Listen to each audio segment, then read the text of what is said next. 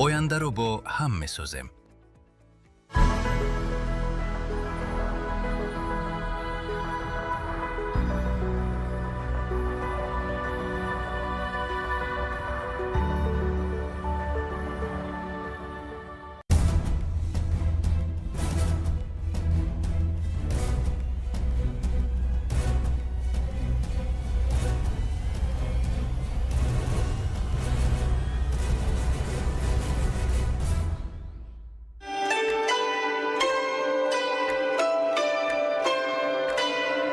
تاجیکستان صاحب استقلال امروز با 5 زبان برنامه‌های تاجیکستان سرزمین تشخص‌های کارزار ننگ و ناموسی پیشرفت و ترقیات و فتح و نصرت ملت تاجیک ملت فرهنگی و حمایت مردم و ثبات مهمترین امکانات در 4 فصل سال برای سیر و اقتصادی، سیاحت، صنعتی و کشاورزی و آزمون‌های اجتماعی جمهوریوی، راهنمای جامعه آینده خانه باد امید وطن تاجیکان محبوب دنیا. ما تاجیکستانی آزاد و صاحب اختیار.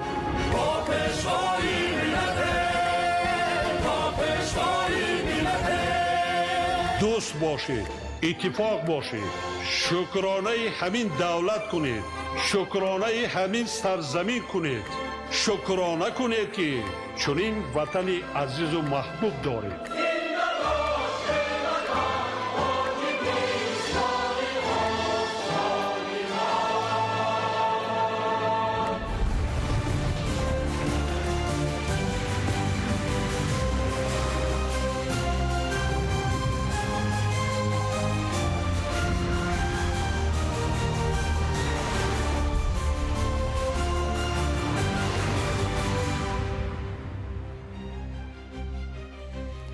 ассалому алайкум бинандагони гиромӣ. نشر مفصل برنامه اطلاعاتی اخبار را مستقیما منظورتان می‌نماییم. имрӯз дар барнома توجیکستان پرچمبرداری تشبس‌های سطحی جهانی در سمت آب و اقلیم و حفظ پیریخ‌ها. تشبس‌های بین‌المللی توجیکستان از 10 ساله بین‌المللی عمل آب برای رشد استوار تا برگزاری کنفرانس‌های سطحی بلند جهان را به همبستگی، همکاری و اقدام‌های مشترک برای حفظ ذخیره‌های آبی راهنمایی می‌کنند. имрӯз ваҳдат эътимод ба ояндаи дурахшон ва иродаи қавии мардум маҳаки асосии рушду шукуфоии давлат гардидааст. бо қадамҳои устувор ва азмисозанда ба сӯи фардои боз ҳам ободу пешрафта 35 соли истиқлол, 35 соли ифтихор, созандагӣ ва пирӯзиҳо. рушди соҳаи кишоварзӣ, истифодаи самараноки замину об, ҷорӣ намудани технологияҳои муосир ва дастгирии деҳқонон заминаи мусоиди фаровонӣ ва зиндагии шоиста, амнияти ғизоӣ, кафолати саломатии миллат ва ояндаи босуботи меҳан. варзиш қосиди сулҳ, дӯстӣ ва ҳамбастагии халқҳост.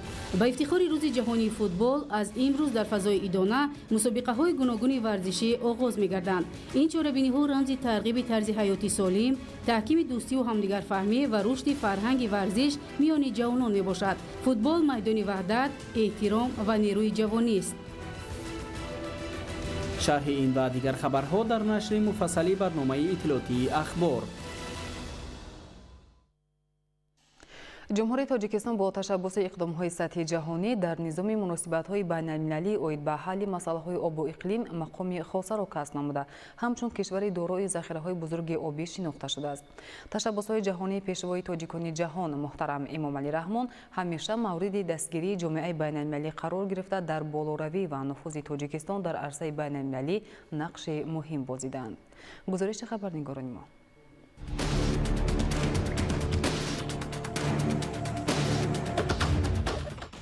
тағйирёбии иқлим ва норасоии об яке аз таҳдидҳои ҷиддӣ барои аҳли башар дар низоми муосири муносибатҳои байналмилалӣ ки мубориза барои захираҳо шиддат мегирад, масъалаи обу иқлим ба яке аз мавзӯъҳои мубрам мубаддал гаштааст. имрӯзо ибораҳои обу иқлим ва ҷумҳурии тоҷикистон дар минбарҳои бонуфузи созмонҳои байналмилалӣ аз ҷумла созмони милали муттаҳид садо медиҳанд ки аз нақши бузурги ҳукумати кишвар дар ҳалли масоили обу иқлим дарак медиҳанд. тоҷикистон таҳти роҳбарии хиратмандонаи президенти ҷумҳурии тоҷикистон пешвои миллат муҳтарам Эмомалӣ Раҳмон дипломатияи обро ҳамчун василаи муҳими сулҳ, ҳамкорӣ ва рушди устувор ба ҷаҳониён муаррифӣ карда, мубориза барои обро ба ҳамкорӣ дар меҳвари об табдил доданд. то имрӯз 5 ташаббуси пешниҳоднамудаи ҷумҳурии тоҷикистон оид ба соҳаи об аз ҷониби созмони милали муттаҳид қабул гардидааст ки ҳамаи онҳо на танҳо баҳри ҳифзи манфиатҳои миллӣ балки барои наҷоти сокинони сайёра аз камобиву хушксолӣ нигаронида шудаанд. мо тавонистем тавассути ин иқдомҳо таҳти роҳбарии бевоситаи пешвои муаззами миллат дар арсаи байналмилалӣ ҷумҳурии тоҷикистонро ҳамчун як кишвари сулҳдӯст сулҳхоҳ арзёбӣ гардад. Пешвои муаззами миллат тавассути татбиқи ҳадафҳои созанда кӯшиш намуда истодааст ки ҷумҳурии тоҷикистонро ба як платформаи мубоҳисаҳои байналмилалӣ доир ба ҳалли масъалаҳои обу иқлим табдил диҳад ва бевосита ин ҷиҳати ҷалби сармояи хориҷӣ татбиқи ҳадафҳои стратегии ҷумҳурии тоҷикистон мусоидаткунанда аст. дар баробари ин пойтахти кишвар шаҳри душанбе ба як маркази муҳими муколамаҳои байналмилалӣ оид ба масъалаҳои об ва иқлим табдил ёфтааст. дар ин ҷо пайваста чорабиниҳои сатҳи баланди минтақавӣ ва ҷаҳонӣ баргузор гардида роҳбарони давлатҳо олимон ва коршиносони варзида аз саросари ҷаҳонро ба ҳам меорад. ин ҳама гувоҳи он аст ки тоҷикистон на танҳо истифодабарандаи захираҳои табиӣ балки иштирокчии фаъол ва пешоҳанг дар ҳалли масъалаҳои гидроэкологии ҷаҳонӣ ба шумор меравад. дар заминаи ин ҳама ташаббусҳо пойтахти мо шаҳри душанбе даҳаи 3 моҳи май мизбони боз як ҳамоиши сатҳи баланд конфронси 4 байналмилалӣ оид ба 10-солаи байналмилалии амал об барои рушди устувор солҳои 2018-2028 мебошад. ҳоло омодагиҳо дар ин самт идома доранд. дар маркази ҷумҳурии тоҷикистон шаҳри дилораи душанбе бо ҷалби коршиносон мутахассисон сарони кишварҳо конфронсҳову ҳамоишҳои сатҳи байналмилалӣ доир гардида истодааст ки бевосита ба баландбардоштани имиҷи байналмилалии ҷумҳурии тоҷикистон мусоидат мекунад. тавассути ин механизм мо тавонистем имрӯз бо зиёда аз 186 кишвари дунё муносибатҳои дипломатии худро барқарор намоем. давоми беш аз 2 даҳсола аст ки ташаббусҳои ҷаҳонии ҷумҳурии мо дар бахшҳои захираҳои об тағйирёбии иқлим ҳифзи пиряхҳо ва дигар масоили экологӣ аз ҷониби созмони милали муттаҳид дастгирӣ меёбанд ва дар пешбурди ин масъалаҳо дар сатҳҳои мухталиф нақши муҳим мебозанд.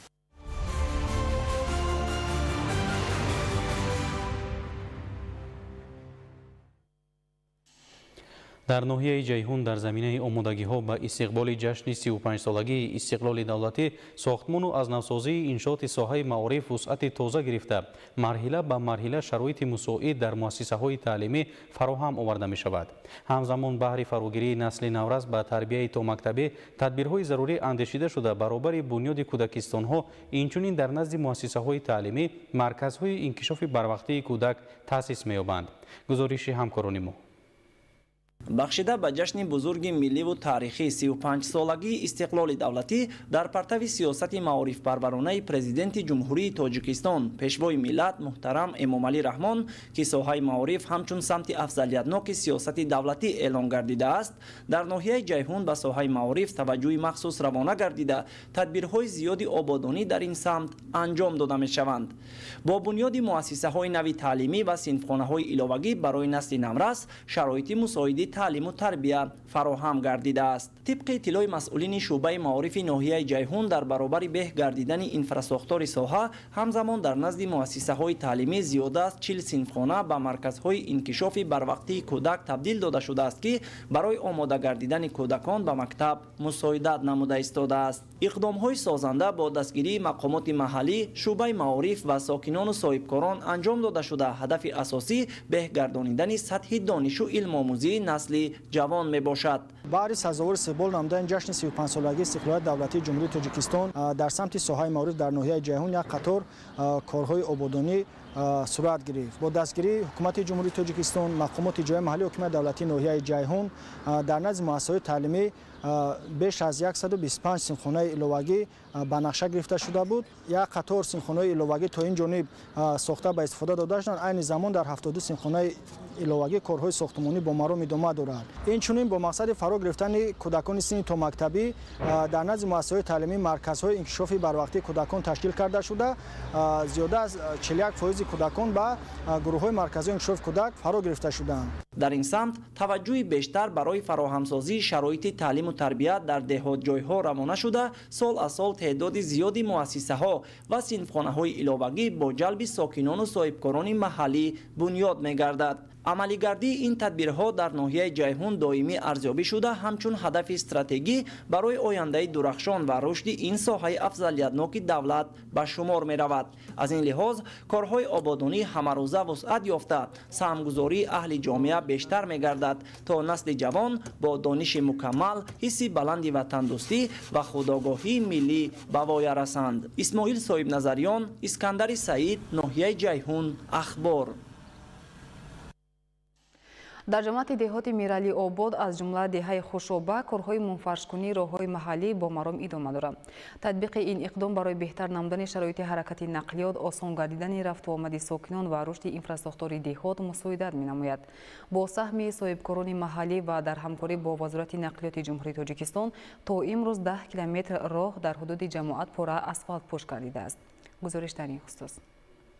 дар ноҳияи восеъ корҳои ободониву созандагӣ дар доираи сиёсати бунёдкоронаи ҳукумати ҷумҳурии Тоҷикистон вусъати тоза касб намуда бо дастгирии соҳибкорони ватандӯст ва сохторҳои давлатӣ тадриҷан инфрасохтори роҳҳо беҳтар мегардад.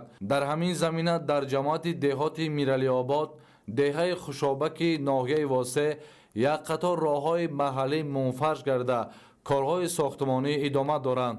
аз ҷониби соҳибкорони маҳаллӣ то имрӯз 10 километр роҳҳо дар ҳудуди ҷамоат асфалтпӯш карда шудааст. ин иқдом барои беҳтар гардонидани рафтуомади сокинон, рушди иқтисодиву иҷтимоӣ ва осон намудани интиқоли маҳсулоти кишоварзӣ мусоидат менамояд. ҳамзамон корҳои мунфаршкунии роҳҳои мошингард то деҳаи Тозқалъа идома дошта тибқи нақша 8 километр роҳи дигар пурра асфалтпӯш карда мешавад. барои саривақт ва бо сифати баланд анҷом ёфтани корҳо техникаву механизмҳои зарурӣ сафарбар гардида сохтмончиён фаъолияти худро дар чанд самт ба роҳ мондаанд. масъулин иброз медоранд ки татбиқи чунин лоиҳаҳои инфрасохторӣ дар беҳтар гардидани сатҳи зиндагии мардум ва боз ҳам ободу зебо шудани маҳал нақши муҳим мегузоранд. сокинон низ аз иқдоми роҳандозишуда изҳори қаноатмандӣ намуда инро намунаи равшани ҳамкории давлат ва бахши хусусӣ арзёбӣ мекунанд. бояд гуфти дар солҳои охир дар доираи сиёсати созандаи президенти ҷумҳурии Тоҷикистон пешвои миллат муҳтарам Эмомалӣ Раҳмон дар шаҳру ноҳияҳои кишвар корҳои ободониву бунёдкорӣ вусъати бесобиқа касб намуда бахусус бунёду таҷдиди роҳҳо ҳамчун яке аз самтҳои афзалиятноки рушди инфрасохтор мавриди таваҷҷӯҳи махсус қарор гирифтааст. интизор меравад ки баъди пурра ба истифода дода шудани роҳҳои мазкур шароити ҳаракати нақлиёт беҳтар гардида барои рушди бехатари деҳаҳои минтақа заминаи мусоид фароҳам оварда шавад. дар ноҳияи Фархор дар доираи омодагиҳо ба ҷашни 35-солагии истиқлоли давлатӣ бунёду навсозии садҳо иншооти таъйиноти гуногун идома дошта нақшаи пешбинишуда то имрӯз бар зиёд иҷро гардидааст. дар натиҷаи тадбирҳои созанда наздики 500 сокин бо ҷойи кори доимӣ таъмин шуданд. тафсилоти бештар дар таҳияи ҳамкоронамон. ба ифтихори ҷашни бузургу муқаддаси миллӣ 35-солагии истиқлоли давлатӣ дар ноҳияи Фархор бунёду навсозии 400 иншооти таъйиноти гуногун ба нақша гирифта шуда буд. бо дастгирии ҳукумати ҷумҳурии Тоҷикистон корҳои сохтмонӣ дар қисме аз биноҳои маъмурӣ, муассисаҳои соҳаи маорифу тандурустӣ, фарҳанг, варзиш, кашидани хатҳои обу барқ, роҳу пул, сабзу хуррамгардонӣ ва дигар корҳои бунёдкорию созандагӣ анҷом ёфта дар боқимонда бинову иншооти тарҳрезишуда корҳо бо маром идома дорад. бо дар назардошти иҷрои саривақтии нақшаи пешбинишуда иловатан бунёду таҷдиди беш аз 70 иншооти дигар дар ҳудуди ноҳият нақшабандӣ гардидааст. ба истиқболи ҷашни 35-солагии истиқлолияти ҷумҳурии Тоҷикистон дар ноҳияи Фархор то имрӯз 419 бинову иншоот сохта ба истифода дода шудааст ки 102% нақшаро дар бар мегирад. баъд аз сохта ба истифода додани 419 адад бинову иншоот зиёда аз 480 сокинони ноҳияи Фархор бо ҷойи кори доимӣ таъмин гардидаанд. мақомоти иҷроияи ҳукумати давлатии ноҳияи Фархор тасмим гирифтааст ки зиёда аз 70 адад бинову иншооти иловатан то ҷашни 35-солагии истиқлол сохта ба истифода диҳад. дар партави таваҷҷӯҳу дастгириҳои давлат ва ҳукумати ҷумҳурии Тоҷикистон рушди бомароми соҳаи маориф бахусус бунёду навсозии муассисаҳои типи нав, таҳсилоти томактабию миёнаи умумии ноҳияи Фархор аз ҳадафҳои муҳими масъулон маҳсуб меёбад. дар ин росто ба масоили пешрафти ин соҳаи калидӣ ва беҳтару хубтар намудани шароити таълиму тадрис дар ноҳия таваҷҷӯҳи хоса равона мегардад. феълан раванди корҳои ободонию созандагӣ дар партави эълони соли 2026 ҳамчун соли вусъат додани корҳои ободонию созандагӣ ва тақвияту таҳкими худшиносию худогоҳии миллӣ дар ҷамъияти шараку деҳоти ноҳия бо ҷалби ширкатҳои сохтмонӣ ва мутахассисону сохтмончунӣ ватанӣ маъруми тоза дорад. корҳои сохтмонӣ бобати бунёди иншооти соҳаи фарҳанг, маорифу тандурустӣ, маишию хизматрасонӣ ва дигар иншооти ҳаётан муҳим дар ҳудуди ноҳия гувоҳи равшан аз гуфтаҳои болозикр мебошанд. солҳои охир тадбирандешӣ ва саҳмгузории гурӯҳи ташаббускорон, хоса соҳибкорону аҳолии ватандӯсти ноҳияи Фархор дар татбиқи босамари сиёсати созандаи ҳукумати ҷумҳурии Тоҷикистон бахусус иқдомоти наҷиби президенти ҷумҳурии Тоҷикистон пешвои миллат муҳтарам Эмомалӣ Раҳмон ба рушди соҳаҳои гуногун, беҳтар гардонидани инфраструктураи шаҳраку деҳот ва баландбардоштани сатҳи некуаҳволии сокинони ноҳия заминаи мусоид фароҳам овард. Анваршоҳ Сайдализода, Сайҳомиди Шариф, ноҳияи Фархор, Ахбор. дар ноҳияи Спитамин бо мақсади беҳтар намудани шароити таълим дар назди муассисаҳои таълимӣ сохтмони 7 бинои иловагӣ идома дорад. Иншоот аз ҳисоби буҷети давлатӣ ва соҳибкорон бунёд мешавад. бо мавриди истифода қарор гирифтани биноҳои нав барои наздики 5000 хонанда шароити муосири таҳсил дар ду баст фароҳам мегардад. дар ноҳияи Спитамин баҳри беҳтар намудани сифати таълиму тарбия, фароҳам овардани имкониятҳои хуби илмомӯзӣ ва истиқболи ҷашни 35-солагии истиқлолияти давлатии ҷумҳурии Тоҷикистон дар соҳаи маориф бунёди 7 бинои нави иловагӣ, инчунин толори варзиш, ошхона ва дигар иншооти ёрирасон дар назди муассисаҳои таълимӣ сохта мешавад. дар деҳаи Файзободи ҷамоати деҳоти Куруш бинои калону лоиҳавии муассисаи таълимӣ иборат аз 22 синфхона, ҳуҷраҳои корӣ барои таҳсили 460 хонанда дар як баст, инчунин толори варзишӣ ошхона идома дорад, ки аз тарафи идораи сохтмони асосии мақомоти иҷроии ҳокимияти давлатии вилояти Суғд сохта мешавад. то ин муддат хонандагони ин деҳаи навбунёд ва дигар муассисаҳои таълимии ҳудуди ноҳия рафта таҳсил менамуданд. ҳоло аз тарафи бинокорон корҳои сохтмонӣ идома дошта, дар назар аст ки соли хониши нав мавриди истифода қарор дода шавад. дар шаҳраки Навкат бо мусоидати мақомоти иҷроии ҳокимияти давлатии ноҳия, саҳмгузории сокинон, соҳибкорон баҳри бунёди биноҳои иловагӣ фароҳам овардани шароит барои таълими фарзандон корҳо роҳандозӣ шудааст. собиқ хатмкунандагони муассисаи таҳсилоти миёнаи умумии рақами 3 маркази ноҳия тасмим гирифтанд, ки дар шафати бинои таълимӣ боз як бинои зебои замонавӣ сохта мавриди истифода қарор диҳанд. сохтмони синфхонаи иловагӣ барои 1000 нафар иборат аз 4 ошиёна ва таххона бо тамоми шароитҳои муосири замонавӣ бунёд гардида ба истифода дода мешавад. бинои иловагии муассисаи рақами 3 барои зиёда аз 1000 хонанда дар назар дошта шуда, айни ҳол корҳо дар ошиёнаи дуюми бино идома дорад. ба таъкиди волидайн азми неки фарзандони диёр, собиқ хатмкунандагони ин муассиса ҷиҳати сохтмони бинои нав шаҳодат аз дарки баланди онҳо таваҷҷӯҳ ба таълиму тарбияи насли наврасро медиҳад.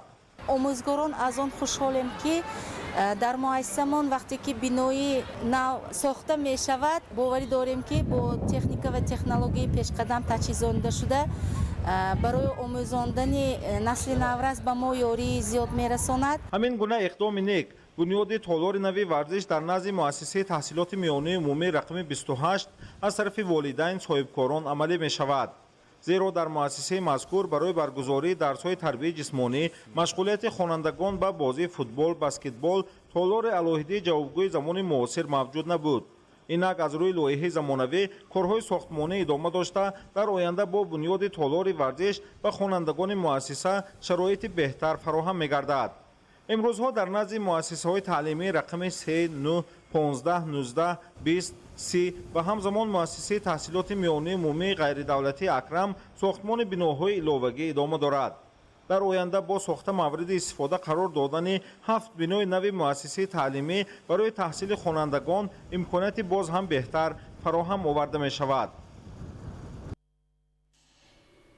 тухмӣ ва тухми афзункунӣ имкон медиҳад ки истеҳсоли маҳсулоти кишоварзӣ зиёд гардад. олимони маркази миллии захираҳои генетикии академияи илмҳои кишоварзии Тоҷикистон наву намунаи тухмиҳоеро нигоҳ ва зиёд менамоянд, ки ба хоку иқлим мутобиқанд.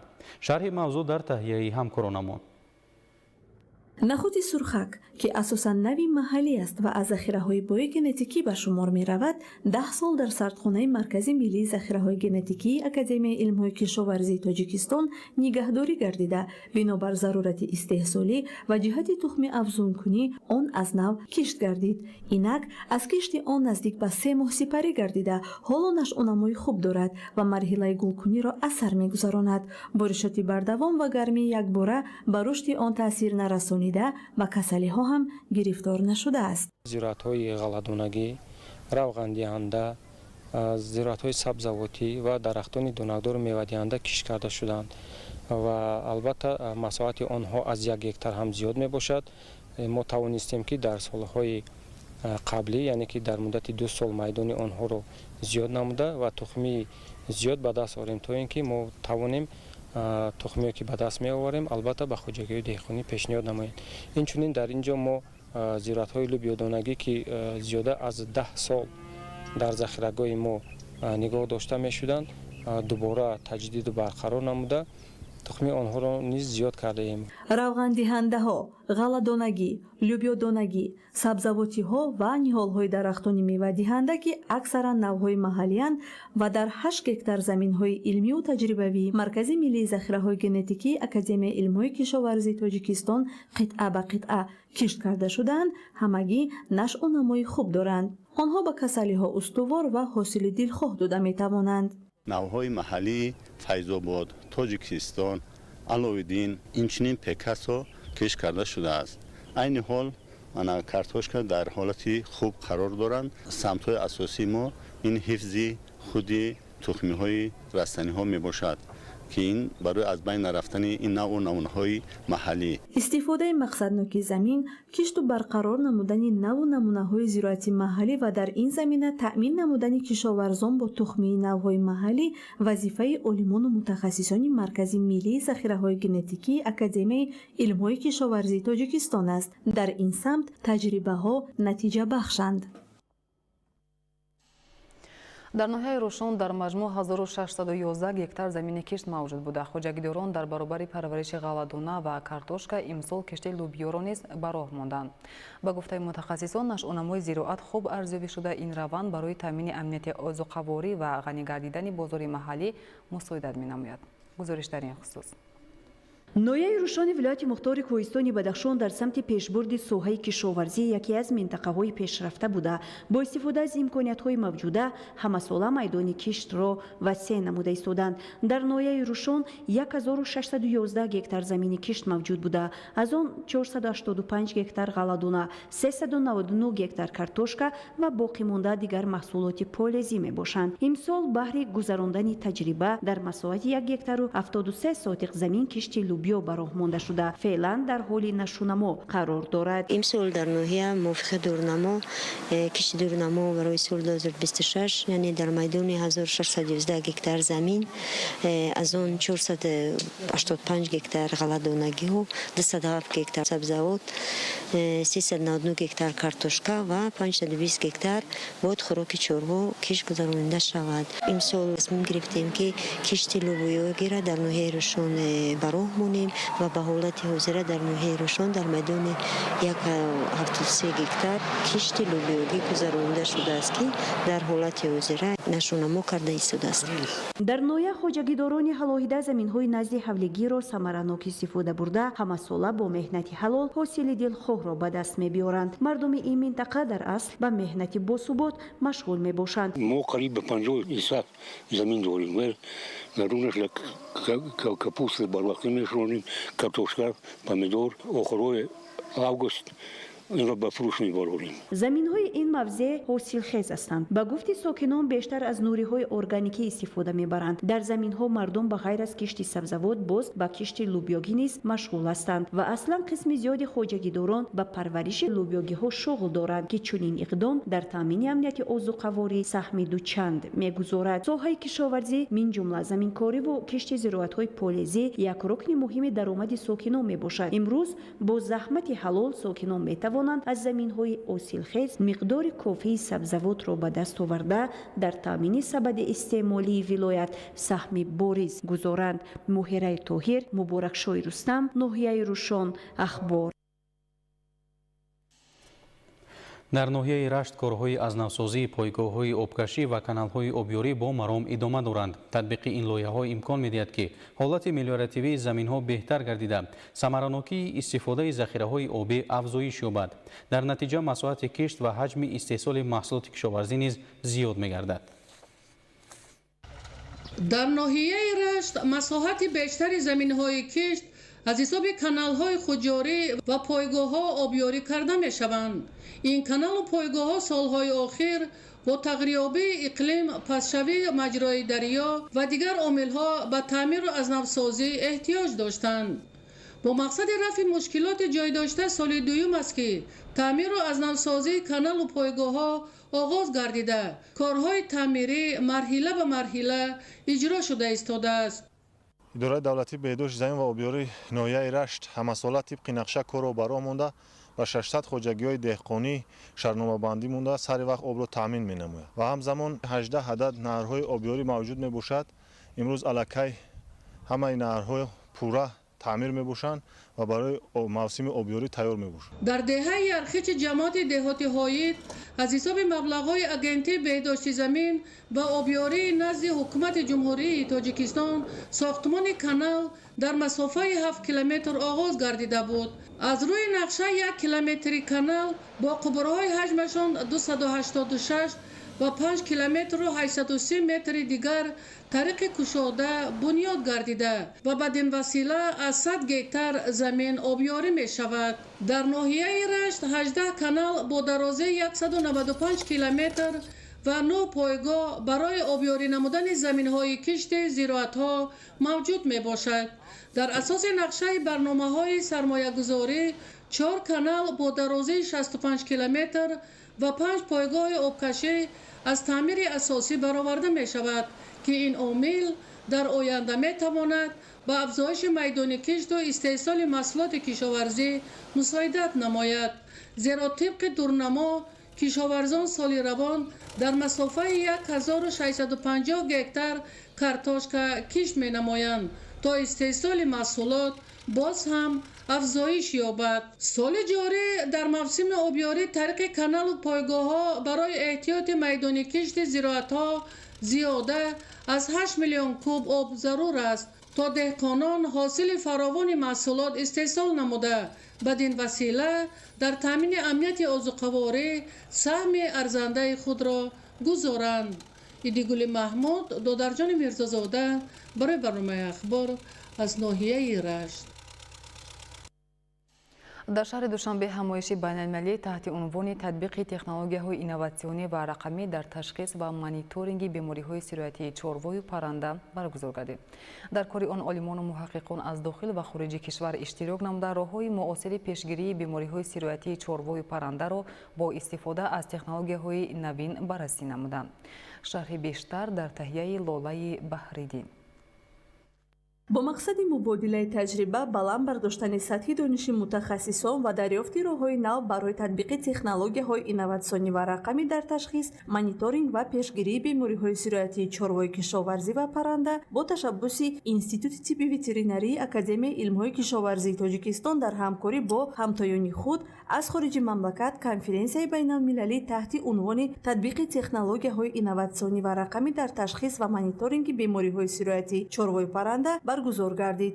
аз ҷорӣ кардани инноватсия, яъне навовариё ва хусусан гузарондани тибби ветеринарӣ ба рақамикунонӣ кори бисёр аз олимони соҳа ва ҳамзамон фермерон ва хоҷагидороне ки дар соҳаи чорводорӣ фаъолият мекунанд осонтар мегардад ва имрӯз ворид кардани навовариё яъне инноватсия ва рақамикунонӣ ин талаботи замон аст, чунки имрӯз бе навоварӣ ва рақамикунонӣ мо пеш рафта наметавонем. дар кори конференсия олимон аз кишварҳои федератсияи Русия, ҷумҳурии мардумии Чин, ҷумҳурии Қазоқистон, ҷумҳурии Узбекистон ширкат карда тариқи презентатсияҳо баромад намуданд. дар баробари ин олимон аз муассисаҳои илмии бонуфузи Иёлоти Муттаҳидаи Амрико ва Британияи Кабир тариқи маҷозӣ ба конференси мазкур пайваст шуда аз таҷрибаи худ ба иштирокдорони конференс маълумот пешниҳод карданд.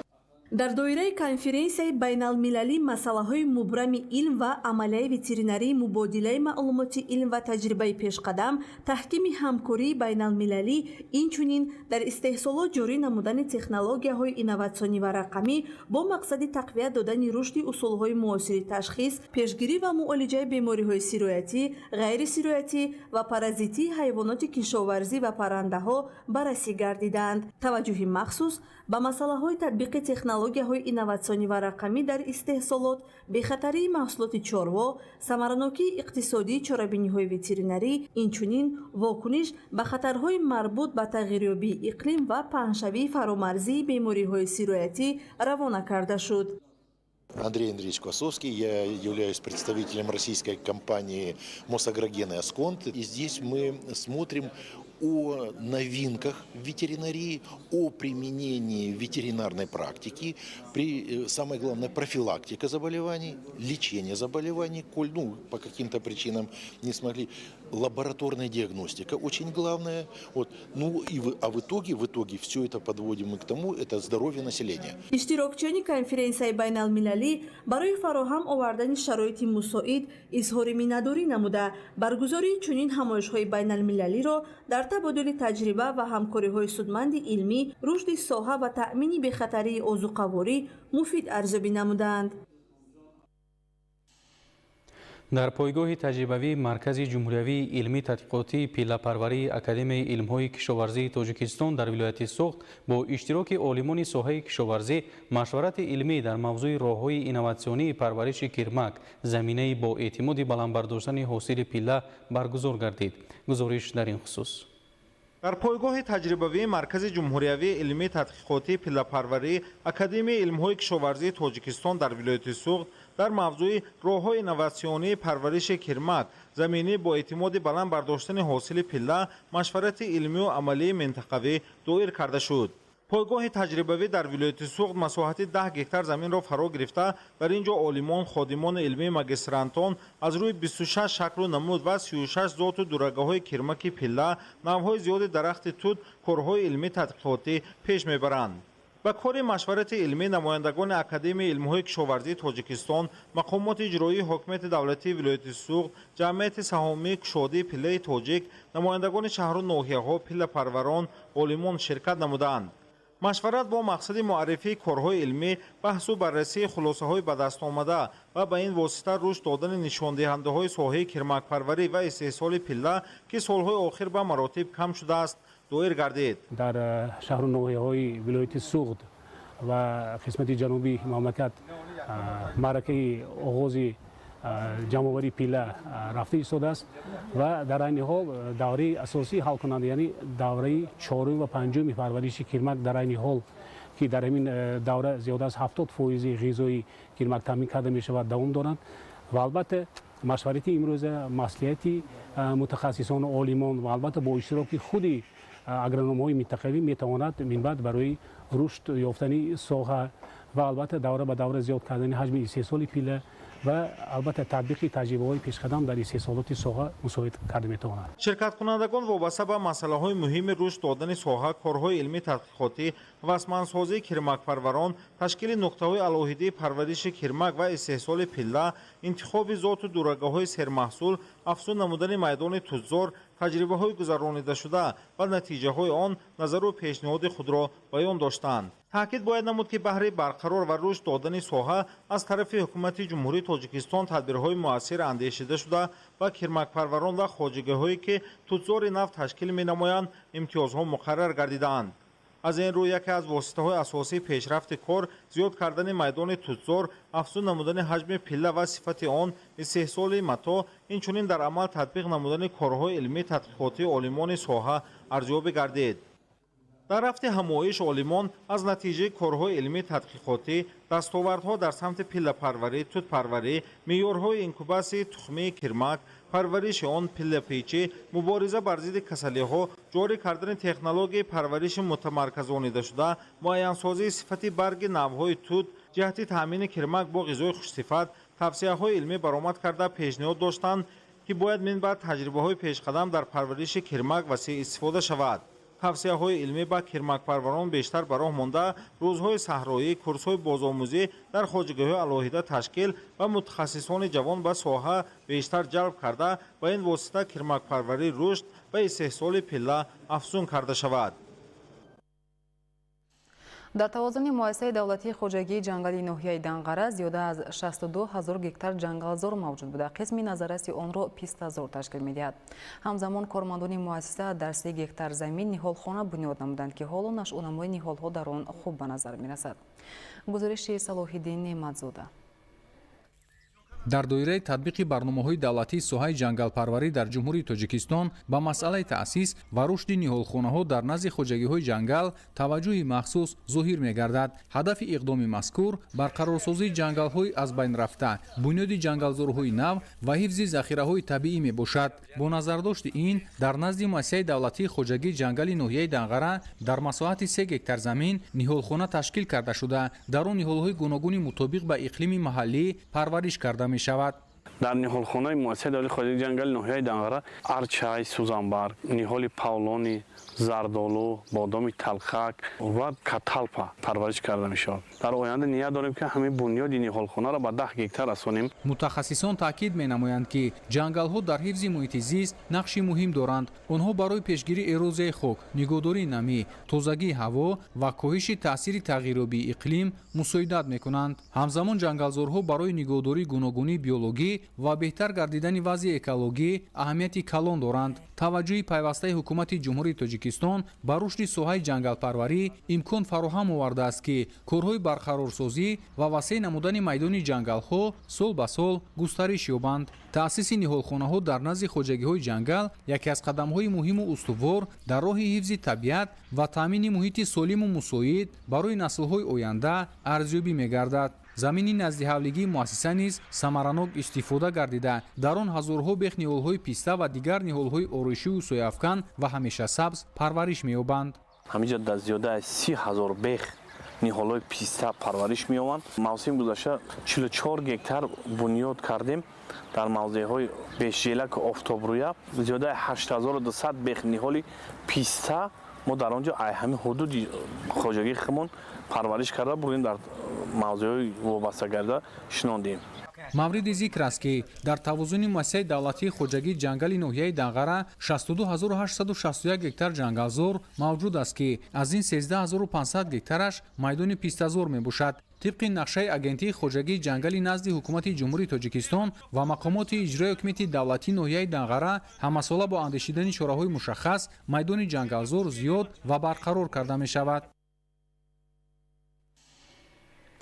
тоҷикистон дар таъмини шаффофияти буҷет пешравии устувор нишон медиҳад. вазорати молия натиҷаҳои таҳқиқоти буҷети кушодаи соли 2025-ро муаррифӣ кард ки мувофиқи он тоҷикистон дар 3 самти арзёбишаванда ба пешравиҳои назаррас ноил гардидааст. гузориш дар ин хусус. вазорати молияи ҷумҳурии Тоҷикистон бахшида ба натиҷаҳои ислоҳот дар самти шаффофияти буҷети давлатӣ мизи мудаввар баргузор намуд. дар чорабинӣ намояндагони мақомоти давлатӣ, шарикони рушд ва ташкилотҳои ҷомеаи шаҳрвандӣ иштирок намуда, натиҷаҳои ҷумҳурии Тоҷикистон дар доираи таҳқиқоти буҷети кушода барои соли 2025 ва иқдомҳои минбаъдаи ислоҳотро мавриди баррасӣ қарор доданд. таҳқиқоти буҷети кушодаи соли 2025 ки аз ҷониби шарикии байналмилалии буҷет гузаронида шудааст, нишон медиҳад ки Тоҷикистон дар ҳамаи самтҳои асосии арзёбии кушодагии буҷет ба пешрафти назаррас ноил гардидааст. аз ҷумла нишондиҳандаи шаффофияти буҷети кишвар аз 16 холи соли 2021 то ба 47 хол дар соли 2025 расида, дар давоми 4 соли охир қариб 3 баробар афзоиш ёфтааст. ин баландтарин натиҷаи Тоҷикистон аз оғози иштирок дар индекси шаффофияти буҷет ба ҳисоб меравад. иброз гардид ки ҷумҳурии Тоҷикистон дар солҳои охир дар самти таъмини шаффофияти буҷет ва такмили идоракунии молиявии давлатӣ ва пешрафтҳои назаррас даст ёфтааст. дар ҷараёни мизи мудаввар муаррифии муфассали натиҷаҳои таҳқиқот пешниҳод гардида, иштирокчиён дастовардҳо, мушкилоти мавҷуда ва самтҳои афзалиятноки марҳилаи навбатии ислоҳотро муҳокима намуданд. дар литсеи касби техникии ки ноҳияи Ҷаббор Расулов 380 хонанда ба касб омӯзӣ фаро гирифта шуда, ба онҳо бештар аз 50 омӯзгори соҳиб тахассус касбҳои коргарӣ меомӯзонанд. Дар ин муассиса барои ба таври амалӣ аз худ кардани касбу ҳунар коргоҳҳои алоҳида таъсис дода шудааст. маълумоти бештар дар гузориши ҳамкоронам. дар оғози соли нави таҳсили 2026-2027 дар литсеи касбии техникии ноҳияи Ҷаббор Расулов омода кардани мутахассисон аз рӯи ду ихтисоси дигар мебелсоз, дуретгар ва сантехник ба роҳ монда мешавад. ин ҳам ба он хотир аст ки талаботи бозори меҳнат бо мутахассисони зарурӣ таъмин карда шавад. ҳоло дар литсей наздики 400 нафар аз рӯи 7 ихтисос ба омӯзиши касбу ҳунар фаро гирифта шудаанд. аз ҷумла ихтисосҳои чилонгар оид ба таъмири мухаррикҳои автомобил, монтёри барқӣ, системаи компютерӣ, интернет ва технология, фурӯшанда, ташкилотчӣ, дӯзанда, кафширгари гази барқӣ. омӯзгороне ки дар мутахассисон дарс медиҳанд 52 нафар омӯзгорон дорои маълумоти олӣ мебошанд. соли гузашта бинои литсей таъмири ҷорӣ гардида барои фароҳам овардани шароит ва имконияти аз худкунии касбу ҳунар 12 дастгоҳи нави кафширгарӣ ва 55 компютер дастрас карда шудааст. дар литсеи касбии техникии ноҳияи Ҷаббор Расулов вобаста ба омӯзиши ҳар як ихтисос коргоҳҳои алоҳида таъсис дода шудааст ва хонандагон касбу ҳунарҳои гуногунро ба таври амалӣ аз худ мекунанд. синфхонаҳо дар литсеи касбии техникии ноҳияи Ҷаббор Расулов барои дарсҳои амалӣ ва назарӣ лабораторӣ муҷаҳҳаз карда шудааст, ба шароити имрӯз мутобиқ мебошанд. дар литсеи касбии техникии ноҳияи Ҷаббор Расулов курсҳои кӯтоҳмуддатан фаъолият мебаранд, аз ҷумла сантехник, чилонгар оид ба таъмири мухаррикҳои автомобил, ронандаи дараҷаи Б ва С, дӯзанда, атрасбофӣ, ошпаз, қаннодӣ ва ғайраҳо мебошанд. омӯзишу аз худкунии касбу ҳунар соҳиби пешаю касби доимӣ гардонидани шаҳрвандон, хоса наврасону ҷавонон боиси ҷавобгӯи талаботи бозори меҳнат шудани кадрҳо мегардад. бо ин назардошт ҳукумати кишвар шароити касбу ҳунаромӯзиро дар литсейҳои касби техникӣ беҳтар менамояд. ҳоло дар шаҳру ноҳияҳои вилояти Соғд 23 литсеи касби техникӣ амал мекунад. абдуваҳоби абдусаттор, Илёс Бобоҷон, ноҳияи Ҷаббор Расулов, ахбор. дар ноҳияи Сангвор баҳри омодагӣ ба иҷрои вазифаҳои шаҳрвандӣ, ҳимоя аз манфиатҳои милливу давлатӣ ва ҳифзи дастовардҳои даврони соҳибистиқлолии кишвар чорабинии санҷишии мудофиаи ҳудудӣ баргузор гардид. дар макони баргузории ҷамъомад сокинон бо омодагии ҳамаҷониба ва дарки муҳимияти хизмати содиқона ба ватан ҷамъ омада, иштирок дар ин ҷамъомадро иҷрои вазифаи конститутсионии хеш арзёбӣ карданд. дар ин хусус ҳамкасбонамон аз раёсати иттилоот ва робита бо ҷомеаи вазорати мудофиа гузориш медиҳанд. имрӯз сокинони ноҳияи Сангвор бо эҳсоси баланди ватандӯстӣ дастовардҳои истиқлолро ҳифз намуда барои рушди минбаъдаи ноҳия саҳм мегузоранд. иштироки фаъолонаи сокинони ноҳияи Сангвор дар чорабиниҳои нақшавии мудофиаи ҳудудӣ ки дар варзишгоҳи марказии ноҳия доир гардид, он бори дигар нишон дод ки мардуми сарбаланди мо барои ҳимоя аз ватан ва ҳама муқаддасоту арзишҳои миллӣ омода мебошанд. баҳри иштирок дар ин ҷамъомади ҳарбӣ дар баробари сохторҳои ҳифзи ҳуқуқу тартибот, инчунин сокинон аз ҷамъиятҳои деҳоти Сомондеҳ, Чилдара, Ваҳдат ва Заршӯён ҷамъ омада буданд. макони баргузории ҷамъомади сокинони ҷамоати деҳоти Вахиё бошад дар ҳудуди ин ҷамоат муқаррар гардида, он бо иштироки намояндагони вазорати мудофиа дар сатҳи баланд роҳандозӣ карда шуд. масъулини суди генералии қувваҳои мусаллаҳ ва мақомоти иҷроияи ҳокимияти давлатии ноҳияи Сангвор зимни суҳбату вохӯрӣ бо ҳайати шахсии шаҳрвандони дар эҳтиёт қарор дошта аз аҳамияти ташкилу баргузории ин чорабинии муҳими сиёсии ҷамъиятӣ ёдоварӣ карда, ҳимоя аз халқу ватан ва ҳифзи дастоварду музаффариятҳои 35 соли соҳиб истиқлолии кишварро аз вазифаҳои муҳиму муқаддаси шаҳрвандӣ арзёбӣ карданд. ҳавасмандгардонии иштирокчиён ва падару модарони сарбозон аз қисмати дигари чорабинӣ маҳсуб ёфта, он ба тарбияи ҳарбӣ ватандӯстии ҷавонон равона гардидааст. ҳама марҳилаҳои пешбинӣ гардида ба ин ҷамъ омад ва мавзӯъу моҳияти он дар истоди минтақаи мудофиаи ҳудудии ноҳия мавриди таҳлилу баррасӣ қарор гирифт. дар саҳифаи навбатии ҳамкоронам мо шуморо бо хабарҳо аз хориҷи кишвар ошно месозанд. дар иёлоти техаси иёлоти муттаҳидаи амрико сӯхтори ҷангалзор ба амал омад. дар натиҷа якчанд биноҳои истиқоматӣ ва дигар инфрасохтор вайрон гардиданд. тибқи иттилои мақомоти маҳаллӣ сӯхтор аз зарбаи барқ ва шамоли шадид ба вуҷуд омадааст. оташ тақрибан 40% ҷангалро нобуд намуд. дар ҷои ҳодиса кормандони марбута ва техникаҳои махсус фаъолият доранд.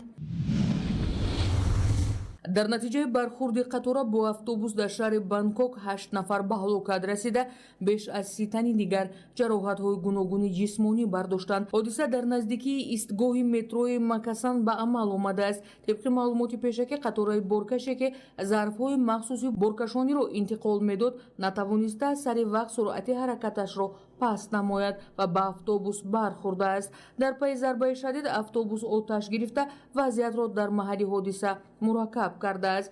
баъди рух додани садама минтақаи ҳодиса аз ҷониби мақомоти дахлдор муҳосира шуда, гурӯҳҳои наҷотдиҳӣ, кормандони хадамоти оташнишонӣ ва ёрии таъҷилӣ ба ҷои ҳодиса сафарбар гардиданд. мақомоти маҳаллӣ мегӯянд бар асари ин садама на танҳо автобус, балки чанд воситаи нақлиёти дигар осеб диданд.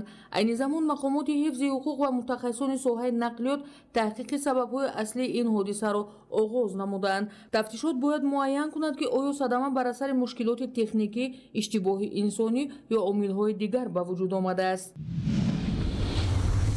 дар Нью Мексико иёлоти муттаҳидаи амрико ҳавопаймои тиббӣ суқут кард. дар натиҷа 4 нафар ба ҳалокат расид. тибқи иттилои расонаҳои расмӣ баъд аз чанд дақиқаи парвоз алоқа бо ҳавопаймо гум шудааст. дар ҷои суқути он сӯхтор сар зад ки масоҳатиён тибқи арзёбии хадамоти оташнишонӣ тақрибан 2 гектарро ташкил дод. сабаби суқути ҳавопаймо то ҳол маълум нест. институти океанографии Вудс Хоул роботи зерёбии мустақилро муаррифӣ кард ки гидрофонҳо ва камераҳоро барои харитасозии минтақаҳои фаъолияти баланди биологӣ дар рифҳои кораллӣ истифода мебаранд. система ба садоҳои зерёбӣ нигаронида шудааст, фарёди моҳӣ ва дигар сигналҳои биологӣ ва сипас бозёфтҳоро бо мушоҳидаҳои визуалӣ тасдиқ мекунад. ҳангоми озмоишҳо дар ҷазираҳои Вирҷиния робот минтақаеро кашф кард ки зичии моҳӣ нисбат ба минтақаҳои атроф 25 маротиба зиёдтар буд. роботи зерёбӣ манбаъҳои садоро дар масофаи то 80 метр пайгирӣ мекунад. технология имкон медиҳад ки рифҳо бе иштироки мутахассисон ва дар режими доимӣ омӯхта шаванд. муҳаққиқон нақша доранд ки шабакаҳои дигар низ чунин дастгоҳҳои мустақилро таъсис диҳанд ки рифҳоро дар саросари ҷаҳон шабонарӯзӣ назорат кунанд.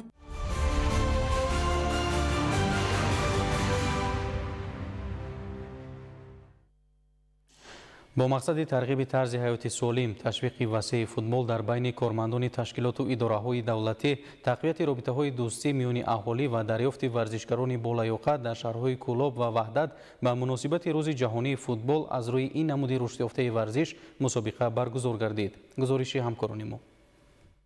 ба истиқболи рӯзи байналмилалии футбол дар майдончаи тозабунёди варзишӣ назди гурӯҳи фаврии раёсати кумитаи давлатии амнияти миллии ҷумҳурии Тоҷикистон дар вилояти Хатлон мусобиқаи футболи хурд байни дастаҳои мақомоти иҷроияи ҳокимияти давлатии шаҳри Кӯлоб ва дигар ташкилоту идораҳо оғоз гардид. дар ибтидои мусобиқа намояндагони мақомоти иҷроияи ҳокимияти давлатӣ, бахши кор бо ҷавонон ва варзиши шаҳру минтақаи Кӯлоб, собиқадорони соҳа ва дигар масъулон роҷеъ ба ҷаҳонишавии футбол ҳамчун навъи рушдёфтаи варзиш ки бо ташаббус ва пешниҳоди президенти Ассотсиатсияи футболи Осиёи Марказӣ, президенти Федератсияи футболи Тоҷикистон муҳтарам Рустами Эмомалӣ мақоми байналмилалиро соҳиб гардид, суханронӣ намуданд.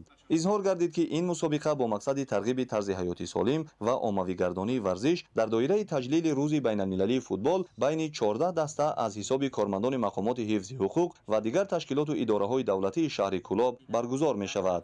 баҳри ҳавасмандгардонӣ ва ҷалби таваҷҷӯҳи наврасон ба навъи рушдёфтаи варзиш футбол, инчунин барои намоиши бозии ҷолибу диданӣ нахуст дастаҳои футболбозони наврас бо тӯҳфаҳо ва лавозимоти варзишӣ қадршиносӣ карда шуданд. ҳамзамон дигар иштирокдорон низ доир ба саҳми арзанда доштан дар рушди соҳа бо тӯҳфаҳои хотиравӣ сарфароз гардиданд. дар ифтитоҳи мусобиқа нахуст дастаи футболбозони донишгоҳи инноватсия ва технологияҳои рақамии Тоҷикистон бо дастаи сохторҳои қудратии шаҳру ноҳияҳои минтақаи Кӯлоб сабқат намуданд. мусобиқа дар фазои дӯстона ҷараён ёфт. татбиқи чунин ҳадафҳо ва дар ин замина ба ҳамояи дӯстдорону ҳаводорони сершумори варзиш ки ба устувории робитаҳои дӯстона ва солимии ҷомеа мусоидат мекунад, нишон аз оромиву суботи пойдори кишвар аст. роҳандозии тадбири варзишии мазкур дар заминаи амалисозии ҳадафҳои ҳукумати ҷумҳурии тоҷикистон ҷиҳати рушди соҳа ва ҷалби кормандони ташкилоту идораҳои давлатӣ ба намудҳои гуногуни варзиш амалӣ карда шуд. дар шаҳру ноҳияҳои минтақаи кӯло барои гузаронидани машғулиятҳои варзишӣ махсусан ташкилу баргузории мусобиқаҳои футбол ва рушди ин соҳа шароиту имкониятҳои зарурӣ фароҳам оварда шуда пайваста чунин иқдомҳо амалӣ мегардад. имрӯз наврасону ҷавонон дар минтақаи клуб зиёдтар ба риштаи футбол ҷалб гарда истоданд, ба хотире ки футбол дар ин минтақа ва дар ҷумҳурӣ рушд карда истодааст ва дар доираи сазовор таҷриб гирифтани рӯзи ҷавонии футбол дар тамоми шаҳрнои минтақаи клуб фестивали футболо баргузор мегардад. дар дораи ин нақшачорабинӣ имрӯз дар шаҳри кӯлоб мусобиқаи футбол миёни кормандони ҳифзи ҳуқуқ ва кормандони ташкилоту муассисот баргузор гашта истодааст ки албатта ин ҳам барои ташаккули тарзи ҳаёти солим ва инчунин дӯстию рафоқат пайдо кардан мебошад. бинобар иттилои масъулон дастаҳои футболбозон ба ду зергурӯҳ тақсим шуда бозиҳо ҳамарӯза баъди соатҳои корӣ баргузор карда мешаванд ва рафти мусобиқаро доварони соҳибтаҷрибаи дараҷаи ҷумҳуриявӣ ҳакамӣ мекунанд. аз ҳар гурӯҳ ду дастаи ба даври ниманиҳоӣ роҳ ёфта барои дарёфти ҷоми мусобиқа талош меварзанд. мусобиқа то санаи таҷлил аз рӯзи ҷавонони тоҷикистон идома ёфта дар ҷанбаст дастаҳои ғолиб муайян ва бо тӯҳфаҳои пулӣ аз 5 то 15 ҳазор сомонӣ қадршиносӣ карда мешаванд. бо ибтикори кумитаи иҷроии ҳизби халқии демократии тоҷикистон дар шаҳри ваҳдат бахши ҷавонон ва варзиши назди мақомоти иҷроии ҳокимияти давлатии шаҳр бахшида ба рӯзи ҷаҳонии футбол дар ҷамоату деҳот корхонаю муассисаҳои буҷавӣ тадбири варзишии мусобиқаи футбол доир гардида истодааст. масъулон зидни ифтитоҳи мусобиқаи футбол иброз доштанд ки бо пешниҳод ва ташаббуси раиси федератсияи футболи тоҷикистон президенти ассотсиатсияи футболи осиёи марказӣ раиси шаҳри душанбе муҳтарам рустами эмомалӣ дар мамлакат рӯзи 25 майро ҳамчун рӯзи ҷаҳонии футбол дар сатҳи баланд баргузор менамоянд. мусобиқаи варзишии футбол миёни дастаҳо дар ду давр гузаронида мешавад. айни замон дар ҳамаи деҳаҳои шаҳр аз ҳисоби наврасону ҷавонони варзишкар даҳҳо дастаҳои футболбоз ташкил гардида пайваста бо ҳам бозӣ менамоянд. дар даври аввали мусобиқаи футбол 15 даста аз ҳисоби беҳтарин наврасону ҷавонони варзишкар бо ҳам бозии рафиқона намуданд. дар маҷмӯъ 80 даста дар даври аввали мусобиқаи футбол бо ҳам бозӣ хоҳанд кард. даври ниҳоии мусобиқаи футбол дар рӯзҳои таҷлил аз ҷашни 35-солагии истиқлолияти давлатӣ ҷамъбаст гардида беҳтарин даста ва беҳтарин бозингарон бо ифтихорнома, сипоснома, ҷоми футбол ва тӯҳфаҳои хотиравӣ сарфароз мегарданд.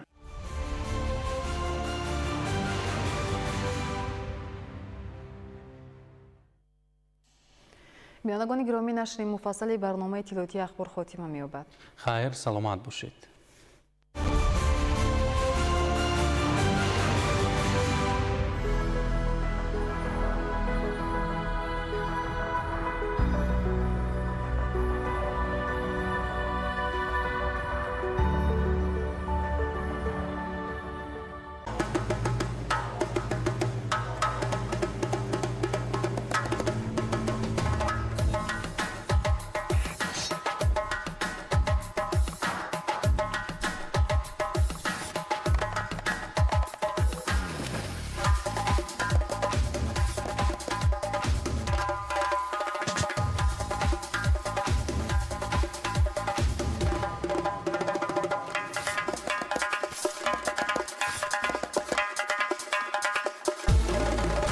акома ҳасиб дар ҳама лаҳзаҳои ҳаёт.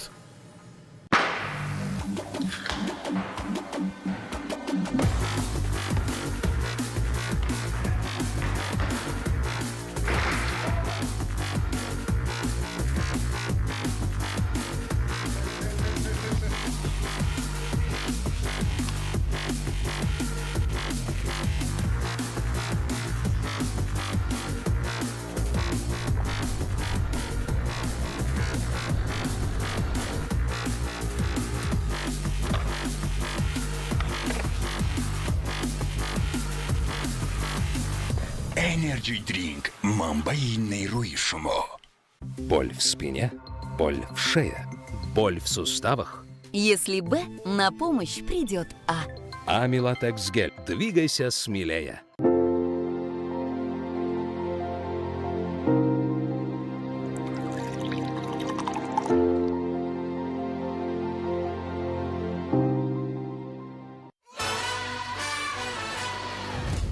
шукӯҳи варзиши тенниси рӯи миз бори нахуст дар ҷумҳурии тоҷикистон мусобиқаи байналмилалӣ оид ба тенниси рӯи миз барои дарёфти ҷоми президенти ҷумҳурии тоҷикистон. дар ин мусобиқаи бонуфуз иштироки варзишгарон аз тоҷикистон, қазоқистон, узбекистон ва озарбойҷон дар назар дошта шудааст. дар ин майдон варзишгарон бо ҳам рақобат намуда беҳтаринҳо сазовори ҷоми президенти ҷумҳурии тоҷикистон мешаванд.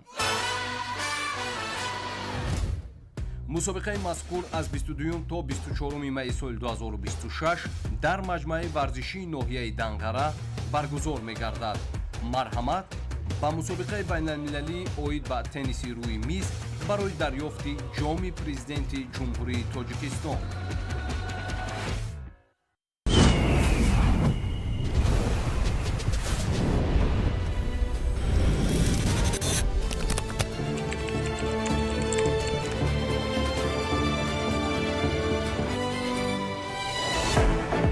об ин зиндагист, об ин манбаи ҳаёт аст. об сарчашмаи рушд. об масъулияти умумибашарӣ.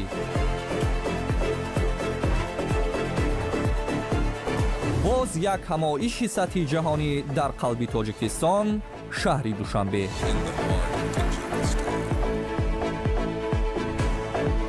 аз қуллаҳои осмонбӯси тоҷикистон паёми сулҳ ва ҳамкорӣ ба ҷаҳон мерасад. тоҷикистон таи зиёда аз 12 сола масъалаҳои марбут ба обро дар рӯзномаи ҷаҳонии рушд пеш мебарад.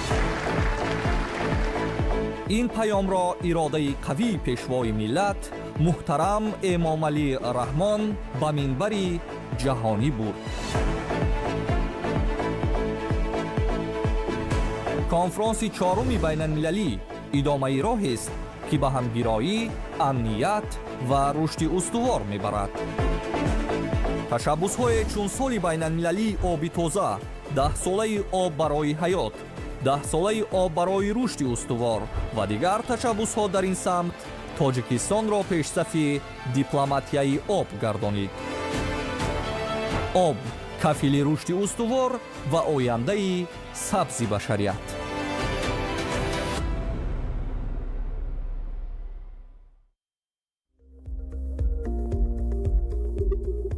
солҳои 2025-2030 солҳои рушди иқтисоди рақамӣ ва инноватсия. Бо дар назардошти аҳамияти технологияҳои нав дар ҷаҳони имрӯза, бо пешниҳоди президенти ҷумҳурии Тоҷикистон муҳтарам Эмомалӣ Раҳмон, солҳои 2025-2030 расман солҳои рушди иқтисоди рақамӣ ва инноватсия дар Тоҷикистон эълон гардиданд. Ин иқдом як қадами стратегӣ барои ворид намудани кишвар ба марҳилаи нави рушди технологӣ мебошад.